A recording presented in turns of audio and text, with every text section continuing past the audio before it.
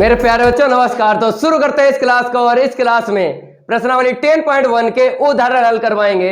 और पिछली क्लास में प्रश्नावली 10.1 कंप्लीट करवा चुके हैं। अगर आप लोगों ने कंप्लीट नहीं की है तो लिंक आपको डिस्क्रिप्शन में मिल जाएगा, कंप्लीट कर लेना। और इस क्लास में प्रश्नावली 10.1 के उदाहरण हल करवाएंगे। तो अभी तक आप लोगों ने इस वीडियो को लाइक नहीं किया है तो सबसे पहले सभी स्टूडेंट इस वीडियो को लाइक कर दें और इस वीडियो को ज्यादा से ज्यादा शेयर कर दें अपने फ्रेंड सर्किल में। तो इंतजार खत्म हुआ, उड़ाते हैं 1 बाय 1 उदाहरण का गर्दा। तो जय महाकाल, जल्दी लग जा सवाल, नहीं तो पेपर में हो जाएगा बवाल। पेपर में नहीं बवाल होगा, उड़ाते हैं गर्दा 1 बाय 1 उदाहरण का। तो पहला उदाहरण देख लो। यहां पर बताया गया है दक्षिण से 30 अंश पश्चिम में 40 किलोमीटर के विस्थापन का आलेखीय निरूपण कीजिए। आपको एक डायग्राम बनाना है। दक्षिण से 30 अंश का कोण बनाना है पश्चिम की तरफ और एक विस्थापन और ले लेना है 40 किलोमीटर का। तो यहां पे लिख लो, बनवाते हैं डायग्राम। उदाहरण फर्स्ट का हल। आपको सबसे पहले दिशाएं लेना पड़ेंगे, उसके बाद आपको डायग्राम बनाना है। तो यहां पर आपको लिख लेना है पूर्व और यहां पर आपको लिख लेना है पश्चिम और यहां पर आपको लिख लेना है उत्तर और यहां पर आपको लिख लेना है दक्षिण। और इसको क्या बोलते हैं? मूल बिंदु बोलते हैं 0,0। किससे डिनोट करते हैं? ओ से डिनोट करते हैं। अब जो बताया गया है कोण उसको बना लो। दक्षिण से 30 अंश का कोण आपको बनाना है पश्चिम की तरफ। तो दक्षिण ये रहा और ये रहा पश्चिम। तो दक्षिण से पश्चिम की तरफ 30 अंश का कोण बनाना है। अंदाज से आपको ले लेना है 30 अंश का कोण। ले लिया ना, ठीक है। अब एक आपको विस्थापन और लेना है 40 किलोमीटर का। तो यहां पर हम P कर लेते हैं। अंतराल लेना है आपको 10 का अंतराल लेना है। तो यहां पे 10, 20, 30, 40। तो यहां पे लिख लेना है 40 किलोमीटर। यह है विस्थापन। डायग्राम कंप्लीट हो गया, इसको नोट कर लो। इसका गर्दा उड़ गया। अब उदाहरण आपको दूसरा लगवा देते हैं। इसको हम रफ करेंगे। आप लोग लिख लो, यहां पर उदाहरण 2 डाल लो और पढ़ लो वहां पर क्या बताया गया है। बताया गया है निम्नलिखित मापों को अदिश एवं सदिश के रूप में श्रेणीबद्ध कीजिए। तो जो मापें दी गई हैं 1 से लेके 6 तक, आपको अदिश और सदिश उसमें बताना है और श्रेणीबद्ध में लिख लेना है। सबसे पहले आपको हेडिंग डाल लेना है यहां पे अदिश राशियां, ठीक है ना। और यहां पर आपको डाल लेना है सदिश राशियां। हेडिंग डालने के बाद 4G ट्रिक से हम बताएंगे। देखते ही गर्दा उड़ेगा इसका। तो आपको कुछ नहीं करना है, वाह देखना है। कटा हुआ बा अगर मिल जाए तो बोल देना है राशि कैसी रहेगी? अदिश राशि रहेगी। अगर राशि में आपको पूरा बा दिख जाए तो बोलेंगे सदिश राशि। अब यहां पे देख लो, बताया गया है 5 सेकेंड। यहां पे लिख देते हैं 5 सेकेंड। इसको क्या बोलेंगे? समय बोलेंगे। तो भैया मेरे समय में देख लो, आपको नजर आ रहा है बा? नहीं नजर आ रहा है तो इसको बोलेंगे अदिश राशि, ठीक है ना। तो यहां पे लिख लो 5 सेकेंड। अब बात करेंगे सेकेंड पार्ट की। तो सेकेंड पार्ट में बताया गया है 1000 सेंटीमीटर क्यूब। क्या बताया गया है मेरे भाई? 1000 सेंटीमीटर क्यूब। हमने मात्रक से पहचान लिया है, मात्रक से ये पहचान लिया है ये क्या है? आयतन है, आयतन। बताओ यहां पर आपको कहीं बार नजर आ रहा है? नहीं ना। जब आपको बार नहीं दिख रहा है इस राशि में तो क्या बोलेंगे? अदिश राशि बोलेंगे। तो यहां पे आपको सेकेंड में लिख देना है 1000 सेंटीमीटर क्यूब, ठीक है ना। और जो राशि आपको सदिश मिल जाए वो यहां पे लिख लेना है, इसीलिए हेडिंग डलवा दी है। अब इसको हम रफ करेंगे। अब देखो यहां पे अगर इसकी हम बात करेंगे 10 न्यूटन आ गया भाई। क्या आ गया? 10 न्यूटन। क्या बोलेंगे? बल। इसको बोलेंगे बल बोलेंगे। अब देखो यहां पे आपको इस राशि में बा दिख रहा है? जो 4G ट्रिक आपको बेसिक में बताई ना, देखते ही गर्दा उड़ा दो सदिश और अदिश राशि का। तो आपको दिख रहा होगा इसमें बा है, पूरा बा है, कटा नहीं है, तो पूरा बा है मेरे भाई। तो आपको बता देना है ये सदिश राशि है, ठीक है ना। तो यहां पे हम लिख देते हैं 10 न्यूटन। पार्ट कौन सा है? थर्ड है। अब बात करेंगे हम फोर्थ पार्ट की, इसको हम रफ कर देते हैं। यहां पे बताया गया 30 किलोमीटर प्रति घंटा। तो मात्रक से हम पहचान लेते हैं कि 30 किलोमीटर प्रति घंटा चाल बोलते हैं। मात्रक से पहचान लिया है, क्या बोलेंगे? चाल बोलेंगे। अब आपको देखना है चाल में कहीं आपको बा दिख रहा है? बा नहीं दिख रहा है, तो इस राशि को क्या बोलेंगे? अदिश राशि बोलेंगे। जिस राशि में पूरा बा दिख जाए तो उसको बोलते हैं सदिश राशि, और जिसमें बा नहीं दिख रहा है उसको अदिश बोलेंगे। तो यहाँ पे फोर्थ पार्ट आपको लिख देना है 30 किलोमीटर प्रति घंटा। अब इसको हम रफ करेंगे। अब फिफ्थ पार्ट आपको देख लेना है 10 ग्राम प्रति सेंटीमीटर क्यूब। मेरे भाई 10 ग्राम प्रति सेंटीमीटर क्यूब मात्रक से हमने पहचान लिया है, क्या बोलेंगे? घनत्व बोलेंगे। अब इसको आपको देखना है, इस राशि में बा दिख रहा है? दिख रहा है बा जरूर दिख रहा है, लेकिन ये अदिश राशि है, क्योंकि हमने बेसिक में हमने आपको बताया कुछ अपवाद राशियां होती हैं जिसमें बा तो मिलता है लेकिन वो अदिश राशि होती है। तो यहां पर आपको लिख लेना है अदिश राशि में 10 ग्राम प्रति सेंटीमीटर क्यूब। अपवाद यहां पर आपको लिख देना है। और अपवाद और कौन से हैं वो भी देख लो। कहने का मतलब है विद्युत धारा, ठीक है, इसमें बा है लेकिन ये अदिश राशि है। भैया दाब देख लो, दाब, इसमें भी आपको बा दिख रहा है लेकिन ये अदिश राशि है। तो ये अपवाद हैं, आपको अलग से ध्यान रखना है।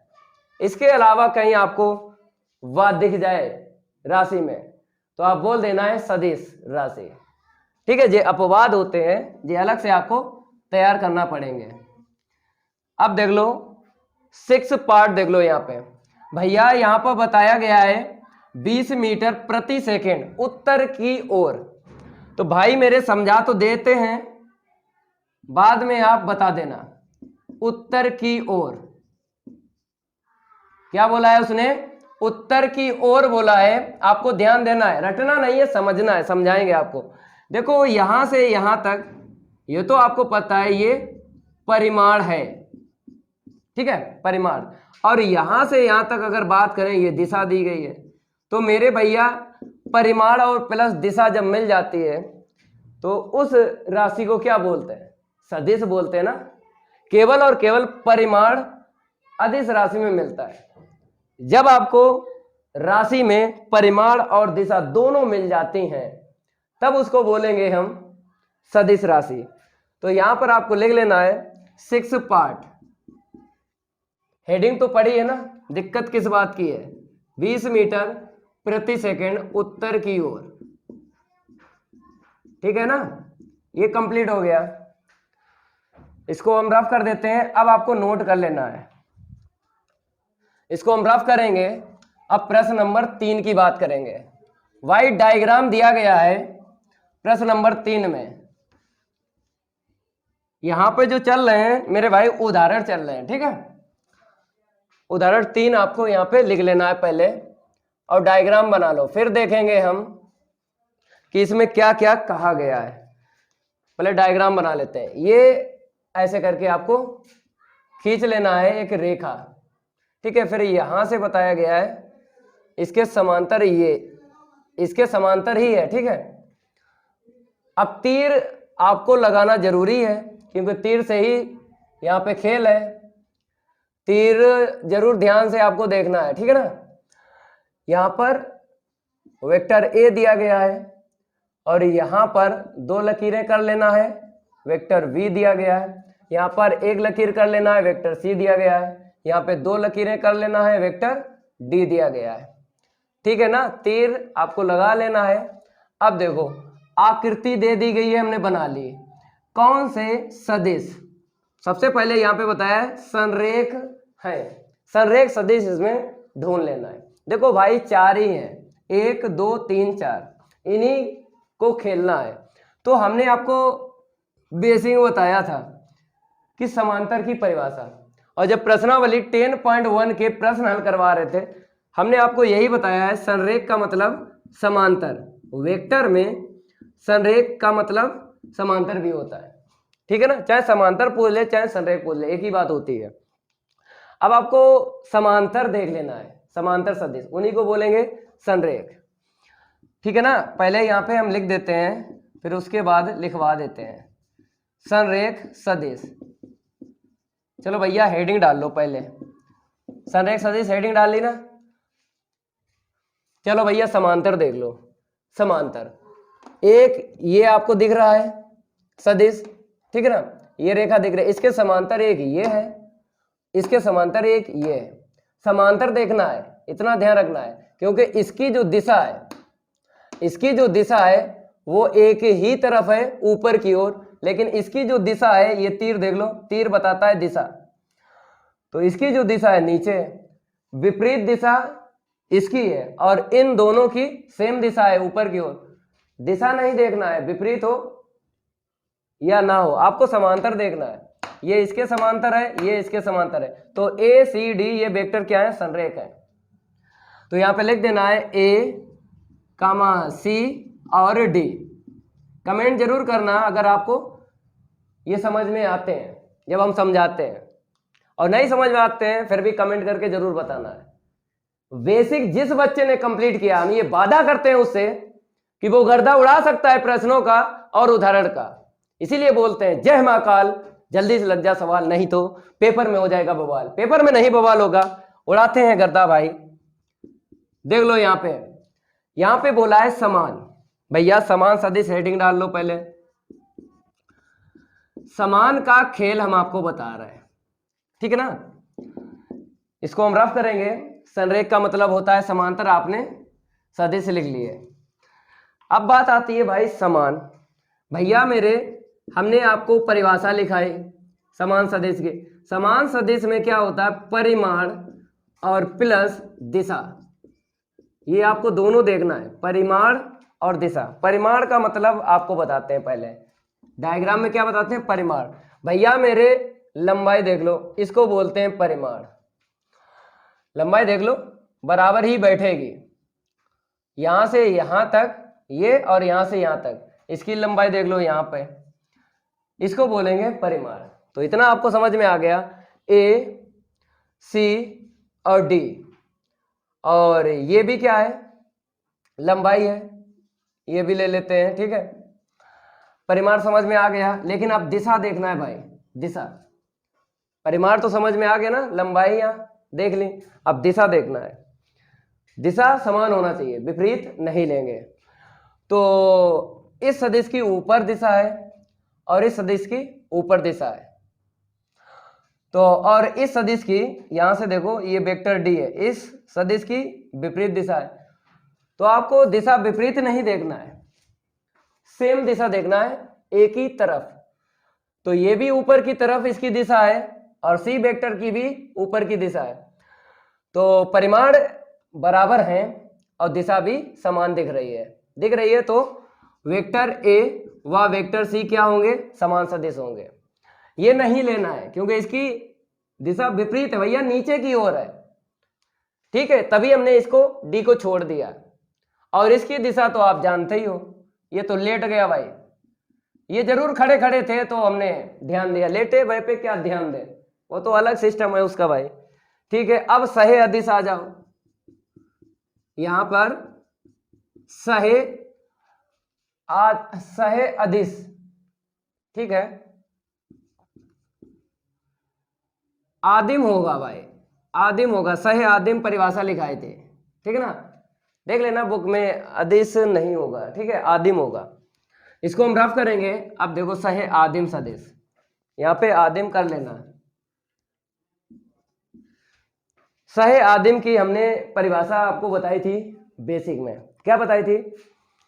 आपको प्रारंभिक बिंदु देखना है, चाहे जितने सदिश हो भाई आपके पास, चाहे जितने सदिश हो, उसका अगर प्रारंभिक बिंदु एक है, कई एक सदिशों का एक ही प्रारंभिक बिंदु है, तो उसको बोलते हैं सह आदिम सदिश। तो भैया सह आदिम सदिश डायग्राम में आपको देखना है, तभी आप बता सकते हो। अगर हम बात करें भैया, ये तीर यहां पे नजर आ रहा है और इसको हम रफ कर देते हैं, ये तो परिमाण है ना, यहाँ पे परिमाण नहीं देखना है, परिमाण पहले ही देख चुके हैं, इसको हम रफ कर देते हैं। अब आपके समझ में आ रहा होगा कि प्रारंभिक बिंदु ढूंढना है, क्या ढूंढना है, प्रारंभिक बिंदु ढूंढ लो। तो यहां पर नजर आया प्रारंभिक बिंदु, ये देखो प्रारंभिक बिंदु, मतलब इस सदिश का, सी सदिश का ये प्रारंभिक बिंदु है और वेक्टर बी सदिश का ये प्रारंभिक बिंदु है और वेक्टर डी सदिश का ये प्रारंभिक बिंदु है। तो एक ही है और कहीं दिख भी नहीं रहा है। चलो यहाँ पे दिखाते हैं। तो भैया केवल वेक्टर ए का ये है, तो सिंगल से नहीं बता सकते हो। सह आदिम का ये मतलब होता है कि दो या दो से अधिक होना चाहिए। जब परिभाषा हमने लिखाई थी तो हमने आपको बताया सिंगल सदिश नहीं बता सकते हो सह आदिम, दो या दो से हाँ, दो या दो से अधिक सदिश आपको देखना है। तो यहां पर वी सी डी ये तीन सदिश दिख रहे हैं, तो यही आपको लिख देना है सह आदिम सदिश है, ये सिंगल नहीं कह सकते हो। तो भैया मेरे V, सी व D ये सह आदिम सदिश है। उड़ गए ना गर्दा इनका, जितने उदाहरण थे। कुछ नहीं होता है भाई, बहुत सरल है, हमने आपको बताया पढ़ाई बहुत सरल है, पढ़ाने वाला होना चाहिए। मिलते हैं अगली क्लास में, प्रश्नावली 10.2 लाएंगे और उसका भी गर्दा उड़ाएंगे। तो आज के लिए इतना ही काफी है, धन्यवाद।